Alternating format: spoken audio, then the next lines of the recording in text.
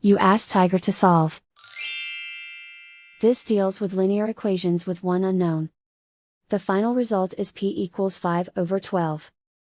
Let's solve it step by step. Group all p terms on the left side of the equation. Add 6p to both sides. Group like terms. Simplify the arithmetic.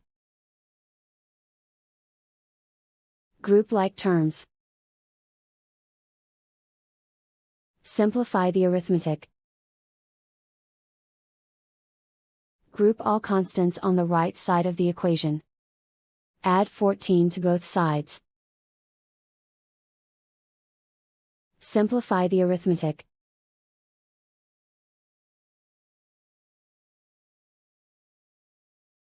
Isolate the p. Divide both sides by 12. Simplify the fraction. And so the final result is p equals 5/12.